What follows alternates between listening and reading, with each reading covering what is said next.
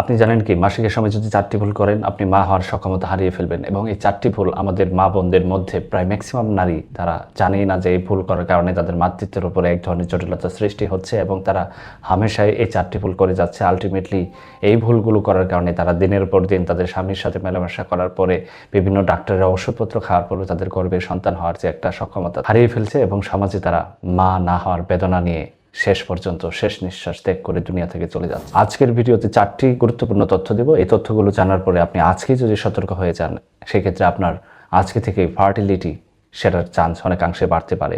তার মধ্যে সবথেকে গুরুত্বপূর্ণ হচ্ছে দীর্ঘদিন যাবৎ পিরিয়ড অনিয়মিত কিন্তু আপনি কোনো চিকিৎসা নিচ্ছেন না এবং এই পিরিয়ড অনিয়মিত নিয়েই দিনের পর দিন আপনি সন্তান নেওয়ার চেষ্টা করছেন। এটা একটা গুরুত্বপূর্ণ ভুল। পিরিয়ড অনিয়মিত হওয়ার বিভিন্ন কারণ আছে, তার আগে জানতে হবে পিরিয়ড অনিয়মিত আমরা কখন বলবো। পিরিয়ড সাধারণত অনিয়মিত বলা যায় যখন নারীর পিরিয়ড 40 দিনের বেশি সময় পরে হয় এবং 25 দিনের আগে হয়, সেক্ষেত্রে সেটাকে অনিয়মিত পিরিয়ড হিসেবে চিন্তা করা হয়। যদি 25 দিনের আগে হয় সেক্ষেত্রেও সেটা সমস্যা এবং 40 দিন পরে পিরিয়ড হলেও এটা অসুবিধা। পিরিয়ড অনিয়মিত হওয়ার পিছনে কয়েকটি গুরুত্বপূর্ণ কারণ আছে। তার মধ্যে 1 নম্বর হচ্ছে পলিসিস্টিক ওভারিয়ান সিনড্রোম, যেটা নারীদের মধ্যে এমনভাবে দেখা যাচ্ছে ম্যাক্সিমাম নারীর পলিসিস্টিক ওভারিয়ান সিনড্রোম রোগে ভুগছে এবং এই রোগের প্রধান উপসর্গই হচ্ছে পিরিয়ড অনিয়মিত হওয়া। 2 নম্বর হচ্ছে যাদের থাইরয়েডের প্রবলেম আছে তাদের ক্ষেত্রে পিরিয়ড অনিয়মিত হতে পারে। যাদের প্রলেকটিন হরমোন লেভেল বেশি এবং অতিরিক্ত ওজন বৃদ্ধি হওয়ার কারণে অথবা হঠাৎ করে অনেক বেশি ওজন কমিয়ে ফেলছেন সেক্ষেত্রেও পিরিয়ড অনিয়মিত হতে পারে। সব থেকে গুরুত্বপূর্ণ হচ্ছে কিছু হরমোনাল প্রবলেমের কারণে মেয়েদের মাসিক চক্র ডিপেন্ড করে 4টি গুরুত্বপূর্ণ হরমোনের উপর। তার মধ্যে follicular stimulating hormone, luteinising hormone, oestrogen এবং প্রজেস্টেরন। এই 4টি হরমোনের যে কোনো একটি হরমোনের যদি কোনো ধরনের তারতম্য হয় সেক্ষেত্রে তাদের পিরিয়ড সেটা অনিয়মিত এবং পিরিয়ড না হওয়ার মতো প্রবলেম তৈরি হয়। 2 নম্বর যে গুরুত্বপূর্ণ ভুল সেটি হচ্ছে অতিরিক্ত ডায়েট করে ওজন কমানোর চেষ্টা। যখন একটা নারী হঠাৎ করে অনেক কম খাবে তখন তার বডিতে ক্যালোরি ইনটেক কমে যাবে, আর ক্যালোরি ইনটেক কমে গেলে হাইপোথ্যালামাস এবং পিটুইটারি অ্যাক্সিস সেটা ওভারিকে এক ধরনের স্টিমুলেশন দেবে এবং আলটিমেটলি সে নারীর ওভুলেশন প্রসেস ব্যাহত হবে এবং এরই ফলশ্রুতিতে হরমোনাল পরিবর্তন হয়ে মাসিক অনিয়মিত হতে পারে। আপনি হঠাৎ করে কখনোই অতিরিক্ত ডায়েটিং এর মাধ্যমে ওজন কমানোর চেষ্টা করবেন না। সেক্ষেত্রে আপনার বডির রিপ্রোডাক্টিভ হরমোনগুলোর তারতম্য হয়ে আপনার পিরিয়ড বন্ধ হওয়ার মতো প্রবলেম তৈরি হতে পারে। সুতরাং আপনি স্বাস্থ্যকর উপায়ে ওজন কমানোর প্র্যাকটিস করুন, যেটা আমি প্রত্যেক ভিডিওতে বলি। হঠাৎ করে খাবার বাদ দিয়ে কখনো ওজন কমানোর চেষ্টা করাটা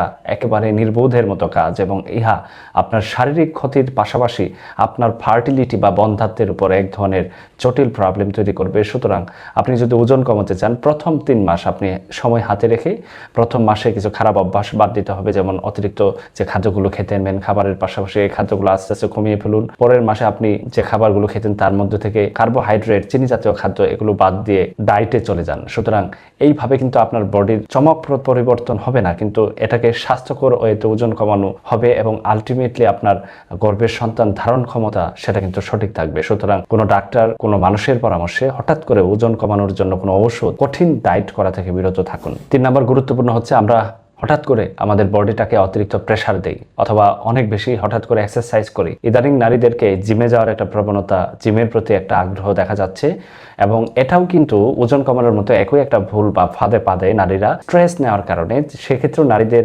হরমোনাল পরিবর্তন হয়, আলটিমেটলি তাদের গর্ভে সন্তান হওয়ার যে একটা সক্ষমতা সেটা কিন্তু কমতে থাকে। নারীদের যদি পলিসিস্টিক ওভারিয়ান সিনড্রোম হয় সেক্ষেত্রে কয়েকটি পরিবর্তন হয়। তার আগে জানতে হবে পলিসিস্টিক ওভারিয়ান সিনড্রোম কি। পলিসিস্টিক ওভারিয়ান সিনড্রোম হচ্ছে নারীদের ডিম্বাশয়ে ক্ষুদ্র ক্ষুদ্র পানিভর্তি সিস্ট হয় বা গোটা হয়। এই গোটাগুলো নারীদের ওভুলেশন বা ডিম ফেটে যে ডিম্বস্ফুটন প্রক্রিয়া সেটাকে বাধাগ্রস্ত করে, আলটিমেটলি গর্ভে সন্তান না হওয়ার মতো প্রবলেম হয়। এর পাশাপাশি নারীদের মাসিক অনিয়মিত হয়, নারীদের মুখে লোম গজাবে ছেলেদের মতো, নারীদের ঘাড়, বগল এগুলো হঠাৎ করে কালচে বর্ণ ধারণ করতে থাকবে, নারীদের মাথার চুল পড়ার পাশাপাশি রাতে ঘুম কম হওয়া, চোখের নিচে কালো দাগ পড়া, ওজন বৃদ্ধি হওয়ার মতো প্রবলেম তৈরি হতে পারে। পলিসিস্টিক ওভারিয়ান সিনড্রোম সাধারণত ইনসুলিন রেজিস্ট্যান্স হয়ে একটা নারীর দেহে দেখা দেয়। যখন দীর্ঘদিন যাবত একটা নারী অতিরিক্ত পরিমাণ শর্করা জাতীয় খাদ্য গ্রহণ করে সেক্ষেত্রে সে নারীর দেহে ইনসুলিন রেজিস্ট্যান্স হতে থাকে, আলটিমেটলি সে নারী ধীরে ধীরে পলিসিস্টিক ওভারিয়ান সিনড্রোমের দিকে পতিত হয়। আর পলিসিস্টিক ওভারিয়ান সিনড্রোম যখন একটা নারীর হয় সেক্ষেত্রে পিরিয়ড অনিয়মিত হওয়ার পাশাপাশি সে নারীর বিভিন্ন হরমোনাল পরিবর্তন হয় এবং আস্তে আস্তে সে নারী